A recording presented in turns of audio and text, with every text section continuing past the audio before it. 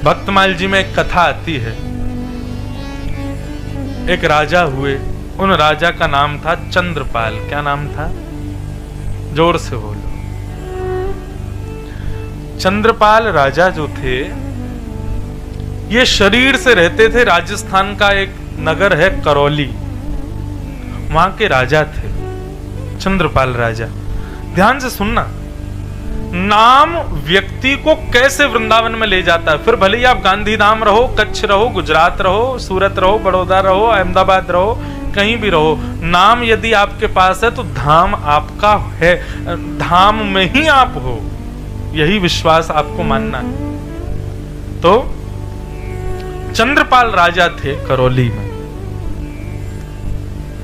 वो इतने नाम आश्रित थे कि नाम ने उनको पूर्ण रूपेण ठाकुर जी के योग्य बना दिया था।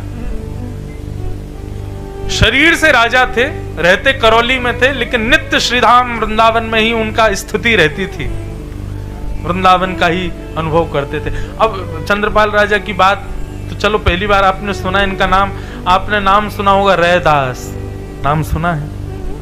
श्री रैदास जी की स्थिति ऐसी बताते हैं कि श्री रैदास जी को एक दिन स्नान करते हुए नदी में ठाकुर जी मिल गए, तो रैदास जी उनकी सेवा करने लगे। अपनी कुटिया में रैदास जी को ले आए, रैदास जी ठाकुर जी को ले आए। तो रैदास जी का नियम था, वो विचरण बहुत करते थे, धामों में घूमते ही रहते थे, कभी बद्रीनाथ, कभी केदारनाथ, कभी जगन्नाथ, कभी द्वारिका, कभी वृंदावन, कभी कहीं कभी कहीं। लेकिन जब से ठाकुर जी आ गए, रैदास जी का निकलना बहुत कम हो गया। क्यों? ठाकुर जी के अनुकूल भोग की व्यवस्था, शयन की व्यवस्था, ये सब नहीं हो पाती थी। तो श्री रैदास जी एक ही जगह पे अपनी कुटिया में ही रहते थे, लेकिन उनका बड़ा मन होता था कि हम कहीं जाएं, कहीं जा नहीं पाते थे। तो रैदास जी ने एक युक्ति अपनाई और उन्होंने अपनी कुटिया में ही कोनों को नाम दे दिए। कुटिया का वो कोना बद्रीनाथ, कुटिया का ये कोना श्री वृंदावन, कुटिया का वो कोना जगन्नाथपुरी, ये कोना द्वारिका धाम। ऐसे करके कुटिया में बहुत सारे नाम और नामों की नेम प्लेट लगा दी जगह जगह। रैदास जी क्या करते, बीच में बोले रैदास की कुटिया, वहां पर ठाकुर जी का श्रृंगार करते, श्रृंगार आदि करके, ठाकुर जी तैयार हो गए, चलो अब कहाँ चलोगे घूमने, चलो अयोध्या जी चलते हैं। सारा सामान वामान सब लगाते, भोजन की सामग्री रखते, ठाकुर जी का बैग लगाते, अपना बैग लगाते, सब लगा के ठाकुर जी को गोद में उठाते। कुटिया में ही एक स्थान का नाम अयोध्या था, वहां ले जाके ठाकुर जी को विराजमान, जय हो श्री अयोध्या धाम की जय, जय हो राजा रामचंद्र भगवान की जय। अरे वाह, देखो कितनी सुंदर सरयू जी बह रही हैं, कैसी सुंदर हवा बह रही है, राम राम करते लोग घूम रहे हैं। और पूरे दिन इसी स्थिति में रहते थे कि मैं श्री अवध में हूं, श्री कनक बिहारी जी सामने बैठे हैं, श्री हनुमान जी का दर्शन हो रहा है, सरयू जी बह रही हैं, ऐसे भाव में रहते। दूसरे दिन कहते, लाल जी बड़ा अच्छा अयोध्या का भ्रमण रहा, अब इच्छा हो रही है थोड़ा बद्रीनाथ दर्शन करने चलें। तो उस दिन श्रृंगार करके सब सामान फिर उठाते, एक कोने का नाम बद्रीनाथ, वहां पहुंच जाते। जय हो बद्रीनाथ, कैसी सुंदर हवा चल रही है, देखो कितना सुंदर हिमालय, गंगा जी बह रही हैं, जय हो नाथ, बड़ी कृपा आपकी जो मुझे इतना घुमा रहे हो।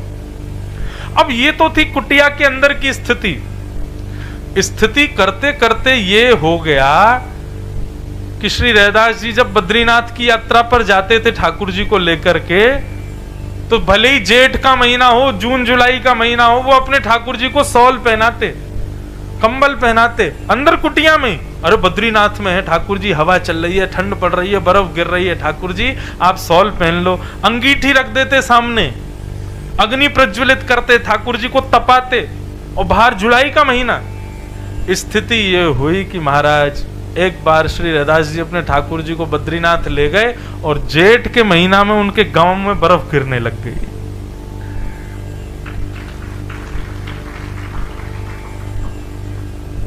धीरे धीरे गांव वालों को भी पता चल गया, यदि सर्दी के महीने में लू चलने लग जाती तो समझ जाते जरूर आज रैदास अपने ठाकुर जी को दक्षिण ले गया होगा, इसलिए गर्म हवा चल रही है।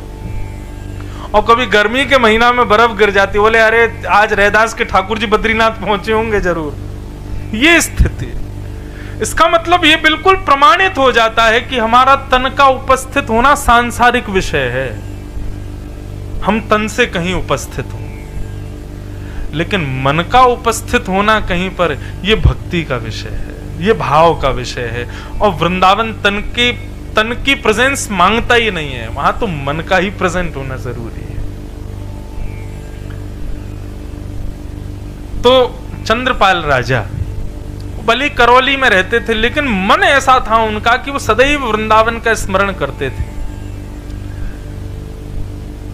अष्ट सखा मैं अष्ट सखाओं का ज्यादा गायन करता हूं कथाओं में भी, तो हमारे अष्ट सखा कहते हैं कि भैया तुम ठाकुर जी को अपना लो, कोई बड़ी बात नहीं है, ठाकुर जी तुमको अपना में ये बड़ी बात है।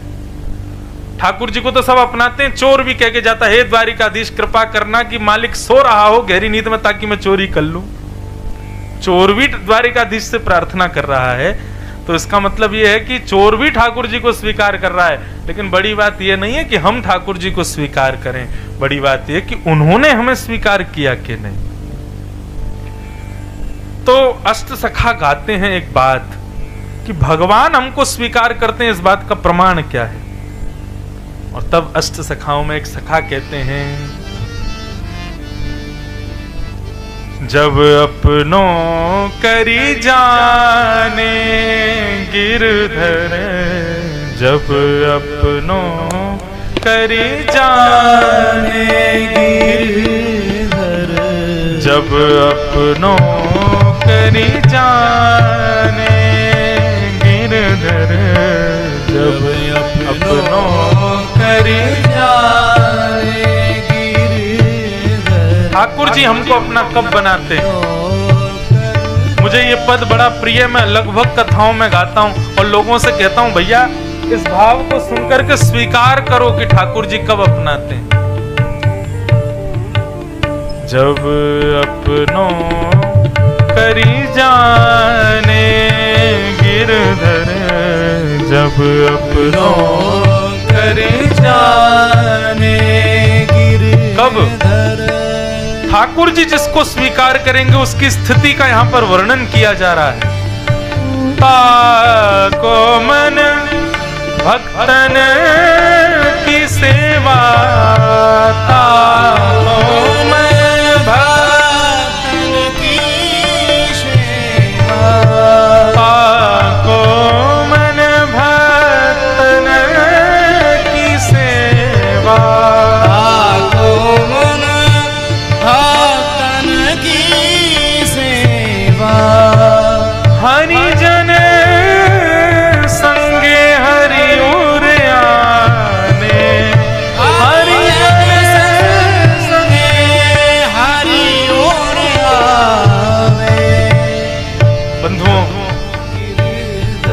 जैसे कोई फिल्म स्टार हमको दिख जाता है तो हम लोग बावले हो जाते हैं, होता है ना।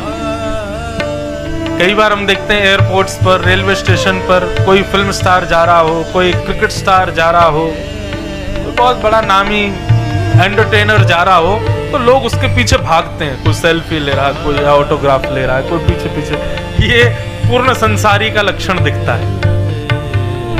लेकिन जैसे ही कोई संत दिखे, जैसे कोई वैष्णव दिखे, कोई तिलकधारी दिखे, कोई गले में माला पहना, कोई वैष्णव रूप का दिखे, आप बावले से हो जाओ उसको प्रणाम करने। आप भले ही उसको नहीं जानते, लेकिन उसके रूप को देख करके, उसके भेष को देख करके, उसके भाव को, उसके माथे का तिलक देख के, उसकी धोती देख के आपके मन में हो जरूर द्वारिका से, वृंदावन से, अयोध्या से इनका कोई संबंध है। आप तुरंत जाके उसको प्रणाम करो, भले ही वो आपका अपरिचित है। ये एक वैष्णव का लक्षण है। और वैष्णव का भी नहीं, ये ठाकुर जी ने तुमको स्वीकार किया, ये उस बात का प्रमाण है कि तुमको उनको देख करके प्रणाम करने की इच्छा हुई। अभी आप थे हमारे साथ अहमदाबाद में, अभी अहमदाबाद हम लोग उतरे उस दिन परसों रात्रि को, तो सत्य में एक अपरिचित खड़े थे सामने, धोती पहनी हुई थी उन्होंने, तिलक लगा रखा था। मैं कोई अपनी प्रशंसा नहीं कर रहा, लेकिन एक बात बता रहा हूं, उन्होंने 3 बार मेरे से नजर हटाई, ऐसे ऊपर से नीचे देख के ऐसे हो गए। फिर ऐसे देखें, फिर ऐसे हो जाए। लेकिन मैं जबरदस्ती उनके पास गया और मैंने कहा जय श्री कृष्ण। बोले जी जय श्री कृष्ण, जय श्री कृष्ण। अब हम आगे चले गए, ये सब बोले आप जानते थे इनको? मैंने कहा नहीं तो। बोले फिर आपने प्रणाम क्यों किया? मैंने कहा तिलक लगा रखा था, धोती पहनी हुई थी, इसलिए प्रणाम किया। अब मैंने कहा पीछे मुड़ के देखो, वो मुझी को देख रहा होगा, वो मुझे ही देख रहे थे। मैंने कहा वो रास्ते भर सोचेगा कि अपरिचित था, फिर भी ये मेरे को जय श्री कृष्ण बोल के गया। आगे से उनको कोई ऐसा मिलेगा तो वो भी जय श्री कृष्ण बोलेंगे अपनी तरफ से। यही तो प्रमाण है कि ठाकुर जी ने तुमको स्वीकार किया। और मैं तो डंके की चोट पर बोलूं, मुझे नाथ ने स्वीकार किया है। मैं उनको स्वीकार करूं ये नहीं, वो भी मुझे कर चुके हैं। मैं योग्य नहीं हूं उसके। मुझे ब्रज में जन्म दिया, पहला स्वीकार का प्रमाण। ऐसे पिता प्रदान किए, ये दूसरा स्वीकार का प्रमाण। व्यासपीठ प्रदान की, तीसरा स्वीकार का प्रमाण। अपनी निज सेवा दे दी, ये चौथा स्वीकार का प्रमाण। मैं और कितने प्रमाण रखूं? मैं लेकिन चाहता हूं कि ऐसा स्वीकार ठाकुर जी सबको कर लें। पर जिस सुख में है हम, ब्रह्म सौख्यम त्वनंतम, उस सुख की प्राप्ति हो। मुझे अभिमान इस बात का नहीं कि मैं भक्त हूं, वैष्णव हूं। मैं कुछ भी नहीं हूं, मैं बिल्कुल भक्ति नहीं जानता, बिल्कुल वैष्णवता नहीं जानता। ये कुछ जो भी बोल रहा हूं, ये भी हमारे पूज्य पिताजी नाना जी की तपस्या का प्रतिफल है। लेकिन इस बात को अहंकार से कहूंगा कि ठाकुर जी मेरे हैं और मैं ठाकुर जी का। बाकी कुछ मेरी योग्यता नहीं है। आप मुझे प्रणाम करो, मुझे देख के वंदन करो, मुझे माला पहनाओ, ये सब योग्यता मेरे पिताजी की वजह से है। मुझे उनकी तपस्या है। मेरे अंदर केवल और केवल मेरे ठाकुर जी मेरे हैं और मैं उनका हूं। कई बार तो मैं श्रृंगार भी, अब आजकल बालक सीख गए तो मैं कम ही करता हूं, लेकिन फिर भी मेरे को यह है कि ये है तो मेरा ही। चाहे कोई भी श्रृंगार करे, कोई भी भोग लगाए, रहेंगे तो मेरे ही, मेरे साथ ही। ये स्वीकार्यकरण, यही तो हमें चाहिए। ये भक्ति का पथ क्यों है? ताकि ठाकुर जी हमें स्वीकार करें। दुनिया ठाकुर जी को स्वीकार करती है, लेकिन विशेषता तब आवे जब ठाकुर जी हमको स्वीकार करें। जब अपनों करी जाने गिरधर, जब अपनों कर जाने गिरधर, ताको मन भगतन की सेवा, ताको मन भगतन की सेवा, संत चरण रज सदा लुभाने, संत चरण रज सदा लुभाने। अब तुलसीदास जी को आप सब जानते हो। तुलसीदास जी को ठाकुर जी ने स्वीकार किया कि नहीं, बताओ? किया ना। और इस बात का प्रमाण हनुमान चालीसा में गोस्वामी जी कहते हैं, श्री गुरु चरण सरोज रज निजमन मुकुर सुधार, वर्णो रघुवर विमल यश जो दायक फलचार, बुद्धिहीन तनु जान के सुमिरो पवन कुमार, बल बुद्धि विद्या देव मोहे हरऊं कलेश विकार। श्री गोस्वामी जी वहीं प्रस्तुत कर देते हैं, मेरी योग्यता नहीं कि मैं रघुनाथ जी का चरित्र लिख सकूं। तो ये योग्यता कैसे मिली? बोले श्री गुरु चरण सरोज रज। और वही बात यहां पर अष्ट सखा कह रहे हैं, संत चरण रज सदा लुभाने, संत चरण रज सदा लुभाने, जब अपनों करी जाने गिरधर, जब अपनों कर जाने गिरधर, जब अपनों कर जाने गिरधर, जब अपनों कर जाने। ठाकुर जी जब हमको स्वीकार करते हैं तो वैष्णवों को देख करके वो स्थिति होती है जो संसारी लोगों को किसी फिल्म स्टार को देख के हो जाती है, बल्कि वो तो स्थिति केवल इसलिए कि इसके पास हम चले जाएं, थोड़ा फोटो खिंचाएं, तब दुनिया को दिखाएं, ये स्थिति भी एक संसारी है। लेकिन वैष्णव की स्थिति एक दूसरे वैष्णव को देख करके ऐसी हो जाती है कि बस ये मेरे सामने बैठे रहे, कुछ हरि चर्चा सुना दें, मैं आनंदित हो जाऊं, मंत्रमुग्ध हो जाऊं, ऐसी कृपा मुझ पर हो जाए। आइंदा कभी रेलवे स्टेशन पर, कभी एयरपोर्ट पर, कभी बस में, कभी गाड़ी में, अहमदाबाद में, बड़ोदरा में, दिल्ली में, अमेरिका में, कहीं भी कोई वैष्णव दिखे ना, भले ही अपरिचित हो। वैष्णव किसे कहते हैं? जिसके माथे के तिलक को देख करके, जिसकी शिखा को देख करके, जिसके भेष को देख करके लगे कि ठाकुर जी का है। कोई भी एक चिन्ह वैष्णव का उसके अंदर हो,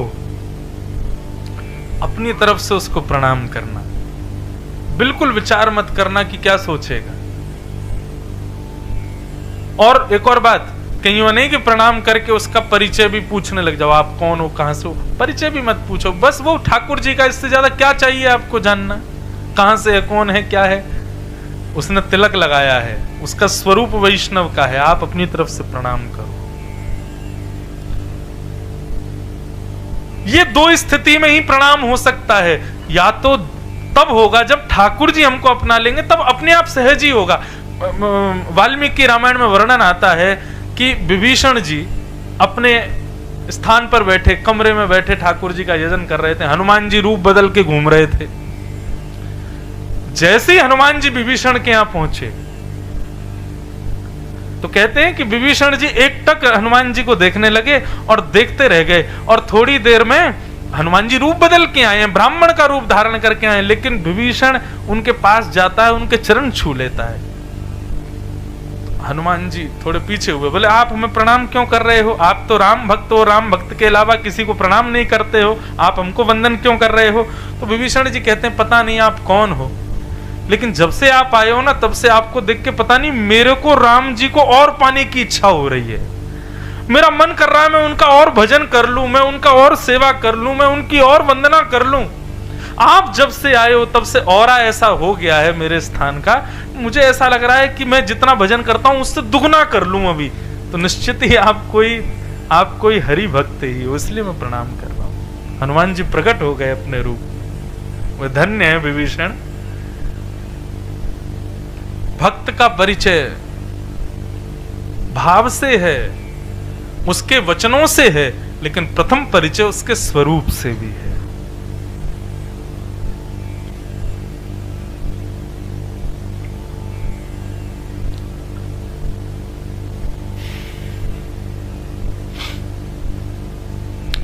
तो हम चंद्रपाल राजा की कथा सुन रहे थे।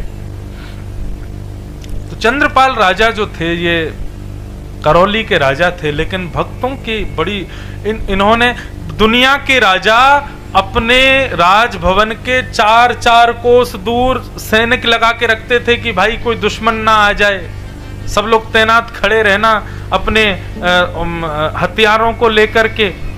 लेकिन चंद्रपाल राजा के राज्य में कुछ विचित्र ही था, 4-4 कोस दूर पर सैनिक लगा रखे थे, लेकिन हाथ में माला और पुष्प और गुलाब जल का छिड़काव करके सब सैनिक खड़े रहते थे कि कहीं दूर से कोई तिलक धारण किए, कंठी माला पहने कोई वैष्णव दिखा आता हुआ तो नाचते गाते हुए गाजे बाजे के साथ कोसों दूर भी कोई दूसरे मार्ग पर भी जा रहा हो, कोई अन्यत्र कहीं जा रहा हो, उसको भी प्रणाम करके निवेदन करना 2 मिनट के लिए मेरे राजमहल में आ जाए। उसने अपनी सेना इसीलिए लगा रखी थी कि वैष्णवों को ढूंढ ढूंढ के लाओ। इतना वैष्णव निष्ठ था। और महाराज स्थिति इतनी नहीं, कोई भी बेचारा कोई साधारण सा ही तिलक लगा के चला जाता था और राजा के महल के बाहर से कहीं से निकल जाता 4 कोस दूर से, तो सैनिक उसके हाथ जोड़ते, पांव पूछते, माला पहनाते, गुलाब जल का छिड़काव करते, बोले हमारे राजा की आज्ञा है। कोई भी वैष्णव दिखे प्रार्थना करना, वो रुचि हो उनको तो उनको ले आना, नहीं हो तो कोई बात नहीं, आप चलिए ना, हमारे राजा का भाग्य उदय होगा, आप जाएंगे तो वैष्णव बोलते अरे वाह भाई, ऐसा वैष्णव निष्ठ राजा, इसके तो दर्शन करने चाहिए। महाराज मानो जैसे 365 दिन व्यवस्था उसके यहाँ ऐसी, जैसे आज आपने यहाँ स्वागत की व्यवस्था की, ढोल नगाड़े बज रहे, पुष्प बज रहे, तो ये 4 दिन की व्यवस्था है, लेकिन राजा के यहाँ ऐसी 365 दिन रहती थी। सारे सैनिक नए कपड़े पहनेंगे, सारे गांववासी सब नए कपड़े पहनेंगे, और सबके यहाँ तैयारी रहेगी कि कोई वैष्णव आए तो सब पुष्प वर्षण करोगे, सब जय श्री कृष्ण बोलोगे, सब उनका कीर्तन करोगे, सब दक्षिणा प्रदान करोगे। ऐसा राजा। श्री नाभाजी ने भक्तमाल में राजा चंद्रपाल का इतना यश गाया, बोले ऐसा वैष्णव निष्ठ राजा हमने देखा नहीं। राजा के दरबार में प्रवेश करते तब तो पूछो ही मत, प्रणाम करते, चरण धोते, चरण का जितना जल होता सब पान करके पूरे नगर में छिड़कवाते, माला पहनाते, दक्षिणा देते, और उसके बाद राजा रानी दोनों बिल्कुल निर्लज्ज होके उस वैष्णव को राज्य गद्दी पर बैठा के दोनों नृत्य करते।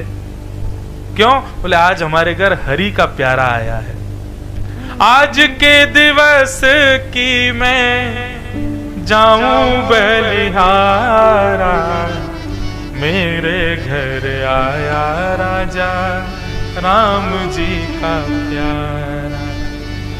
आज के दिवस की मैं जाऊं बलिहारा, मेरे घर आया प्यारे कृष्ण जी का प्यारा। राजा रानी दोनों नृत्य करते, और इतना ही नहीं, जब वो वैष्णव भोजन आदि प्राप्त करके जाने लगते तो राजा रानी बिलक बिलक के रोते कि आप दोबारा कब आओगे।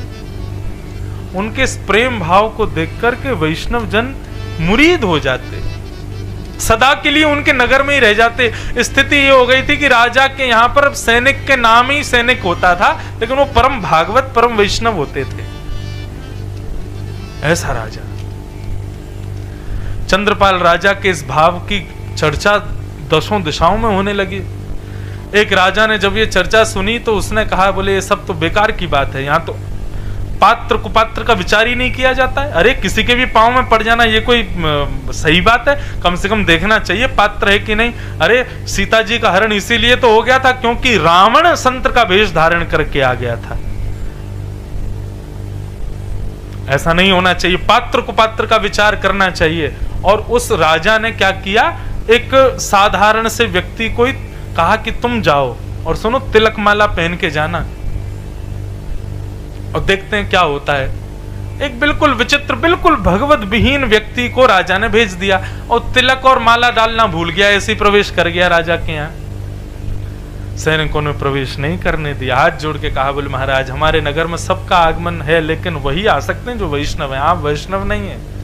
भूल गया बेचारा, लौट के गया तो तिलक और माला धारण करके आया। अब सैनिक इतने भोले, वो जानते हैं कि अब ये भी आया था, बिना तिलक और बिना माला के आया था, ये वैष्णव है नहीं है, लेकिन अब ये जबरदस्ती तिलक माला अंदर डाल प्रवेश के लिए डाल के आया, तो भी सैनिकों ने रोका नहीं। हाँ अब ठीक है, अब आप जा सकते, जबकि वो अनधिकारी था। राजा के यहाँ जैसे उसने प्रवेश किया, प्रवेश करके राजा समझ गए कि वैष्णव नहीं है, लेकिन भेष वैष्णव का है, फिर भी माला पहनाई, चरण धोए, और वही नृत्य करना, आनंद करना, सब कुछ किया। और राजा एक और काम करता था, दक्षिणा अपने आप नहीं देता था, अपने तहखाने में ले जाता, कहता जो आपको चाहिए ले जाओ। वो तो साधारण भगवत विहीन व्यक्ति था, उसने खूब सारे धन उठा लिए। राजा बोला मैंने आज तक अपनी तरफ से दक्षिणा किसी को नहीं दी, लेकिन आपको दूंगा। तो एक डिब्बी में रेशम कपड़े में फूटी कौड़ी रख करके उसको दे और दी। बोले आपको जिसने भेजा उनको मेरी तरफ से दे देना। बहुत सारा धन लेकर के वापस उस राजा, दूसरे नगर के राजा के यहाँ गया, सारा धन दे दिया, और कहा अंत में राजा ने ये डिब्बी और दी थी। डिब्बी खोल करके देखा, फूटी कौड़ी देख करके राजा तिलमिला गया, बोले ये क्या है। तो उनके यहाँ एक ब्राह्मण देवता रहते थे, उन्होंने कहा, बोले महाराज राजा ने आपको सारी संपत्ति इसलिए दी क्योंकि आपने एक अनधिकारी को भी वैष्णव भेष दिया, तिलक और माला पहना दी एक अनधिकारी को भी, उसके लिए तो राजा ने आपको संपत्ति दी, लेकिन आपने एक दूसरे वैष्णव को परखने का प्रयास किया, परीक्षा का प्रयास किया, उसके लिए राजा ने आपको फूटी कौड़ी प्रदान की। राजा और तिलमिला गया। उसने कहा, बोले अच्छा, बोले अब की बार एक काम करो, अब तो अनधिकारी गया था, अब अधिकारी को भेजूंगा, आप जाइए। ब्राह्मण से कहा आप जाओ उसके। ब्राह्मण तो बड़ा भक्त था, भगवत भक्त था। ब्राह्मण चला गया। ब्राह्मण गए तो महाराज वही स्वागत सत्कार किया। अब ब्राह्मण कथावक्ता भी था, तो राजा जब नृत्य करने लगा, नृत्य करके प्रणाम किया, तो ब्राह्मण ने कहा बैठो राजन, मैं कुछ सुनाता हूं। तो ऐसी चर्चा सुनाई महाराज, राजा भाव विह्वल हो गए, चरण पकड़ लिए, बोले मेरे यहाँ जो आता है सब प्रणाम करके आनंद करके सब चले जाते, मैं आपको जाने नहीं दूंगा। महीनों तक उस ब्राह्मण को जाने नहीं दिया। महीनों बाद जब वो ब्राह्मण जाने लगा तो राजा ने वही कहा, महाराज दक्षिणा जो आपका मन करे ले लो। तो वहां दो तोता और मैना बैठे थे। उन्होंने कहा ये आपके यहाँ जो तोता मैना के जोड़ा है, इनमें से एक मुझे दे दो। तो मैना उसको दे दिया और वो ब्राह्मण मैना लेकर के दूसरे राजा के यहां गए। बोले बड़े दिन में आए हो, बताइए कैसा था राज दरबार। बोले कि अब मैं नहीं बताऊंगा, ये मैना बताएगा। तोता का स्वभाव होता है बोलना। तो जैसे ही प्रवेश किया तो वहां सब लोग सांसारी चर्चाएं कर रहे थे, संसार की चर्चाएं, ये सुंदर, ये कुरूप, इसने क्या पहना, उसने क्या पहना, इसने कितना कमाया, उसने कितना कमाया, इसका घर कैसा, उसका घर कैसा। राजा की सभा में सब यही सब चर्चा कर रहे थे। अब मैना डांट के बोले, अरे पापियों, कृष्ण कहो, राधा कहो, भगवत नाम कहो, क्या संसारी चर्चाएं करते हो। तो जब राजा ने पूछा कि उसकी सभा का महिमा बताओ, बोले कि मैं ब्राह्मण क्या महिमा बताऊं, ये जीव बताएगा। बोले जीव भी जानता है कि सांसारी चर्चा करना पाप है, भगवत नाम कहो। बोले जिस राजा के यहाँ रहने वाला तोता मैना भगवत नाम गाते हैं, उस राजा के यहाँ के मानव की स्थिति क्या होगी, राजन विचार करो। तब वो राजा नतमस्तक होके सदा के लिए उस राजा के यहाँ गए और वह भी वैष्णव हो गए। अब ये कथा हमने क्यों सुनाई? भले ही वो राजा रहता था करौली में, वृंदावन से मीलों दूर रहता था, लेकिन उसकी देहाभिमान की स्थिति शून्य और हृदय की स्थिति उस चरम स्थिति में थी कि वृंदावन में तन से रहने वाला व्यक्ति इतना वैष्णव नहीं होगा जितना वो करौली में रहने वाला व्यक्ति है। इसका मतलब तन का प्रवेश जरूरी नहीं है, हृदय का प्रवेश जरूरी है। चाहे भक्ति के पथ पे हो, चाहे वैष्णवता में हो, चाहे वृंदावन में हो। तन साफ बनाना, तन को सुंदर बनाना, तन को ही सब क्रियाएं करना, उससे भक्ति हृदय में कभी प्रकट नहीं होगी। हृदय निर्मल होना चाहिए, हृदय की पवित्रता बहुत जरूरी है।